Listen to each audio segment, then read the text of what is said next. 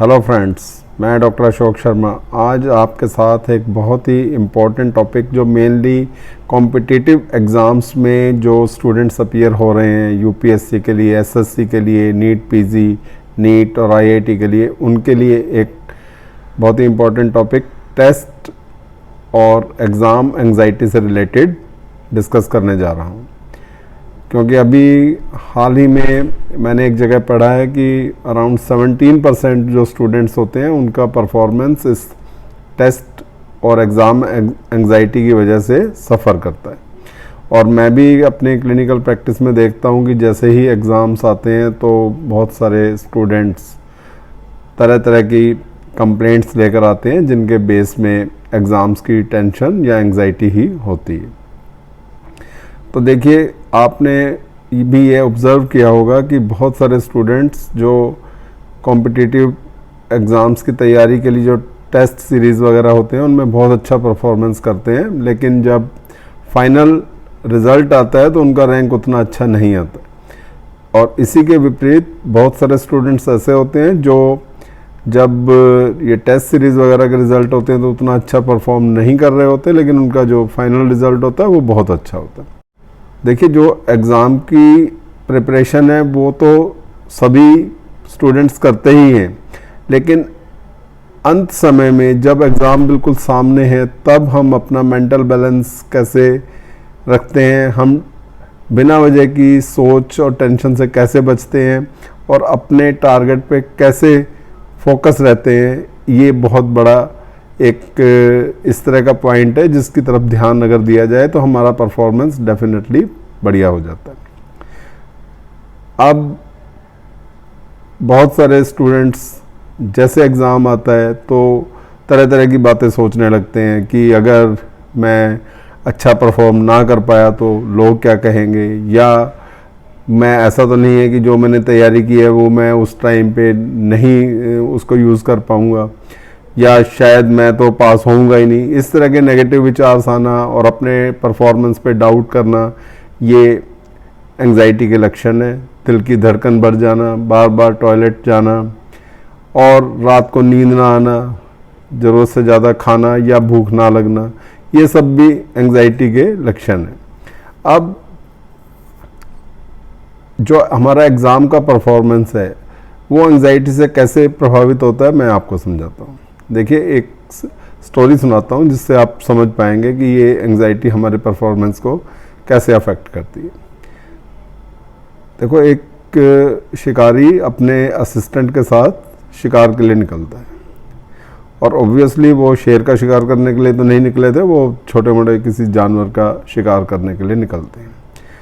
तो शिकारी जब जंगल के अंदर जाता है तो उसके सामने चीता आ जाता है और वो जो शिकारी है इस चीज़ के लिए तो बिल्कुल रेडी नहीं होता।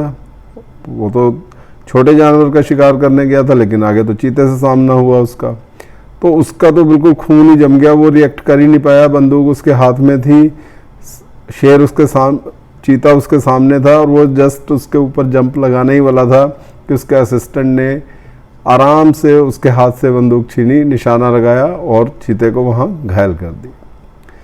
तो देखो, ये एंग्जाइटी ऐसे काम करती है। जो शिकारी उस चीज़ के लिए ट्रेंड था, उसके लिए वो तैयार था, उसी काम के लिए निकला था, जब मौका आया तो वो नहीं कुछ कर पाया, जबकि जो उसका असिस्टेंट था जिसने धैर्य रखा, मौके की नज़ाकत को समझा और सही समय पे सही निशाना लगा के उस चीते से अपने आप को भी और अपने मास्टर को बचाया।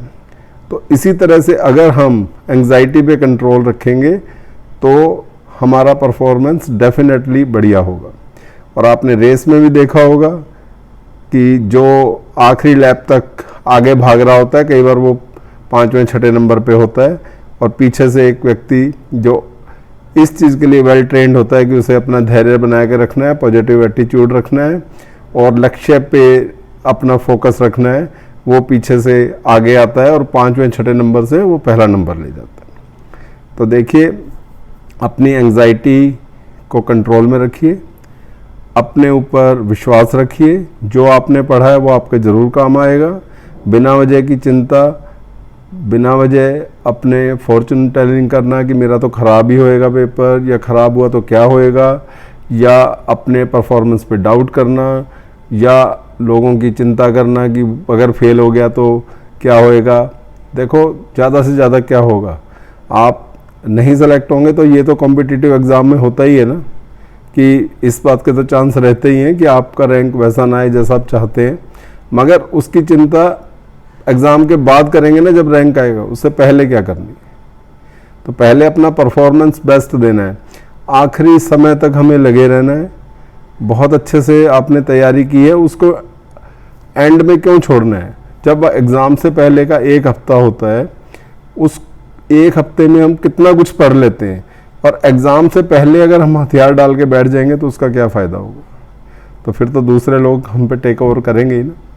तो एग्ज़ाम के पहले अपने आप को व्यवस्थित रखें, पॉजिटिव एटीट्यूड रखें, नेगेटिव लोगों से, नेगेटिव विचारों से बचें, अच्छी डाइट लें, अच्छी नींद लें, और अपने ऊपर और अपने ईश्वर पर भरोसा रखें, आपको कामयाबी ज़रूर मिलेगी। और शायद मैं इस संडे को एक वर्कशॉप या ऑनलाइन क्वेश्चन आंसर सेशन भी करने वाला हूं, जिसमें अगर किसी स्टूडेंट को कोई एंग्जाइटी से रिलेटेड प्रॉब्लम है तो उसको कैसे मैनेज करना है, मैं उसका समाधान ज़रूर बताऊंगा। तो और उसका मैं लिंक यहाँ पे शेयर कर दूंगा नीचे डिस्क्रिप्शन में, तो आप देख लेना।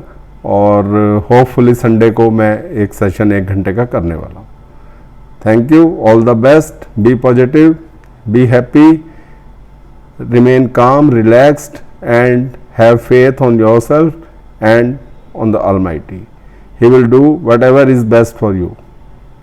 So cheer up, but don't give up till the very last moment. Go for it. It is in your reach and you will definitely reach your goal. All the best. Thank you.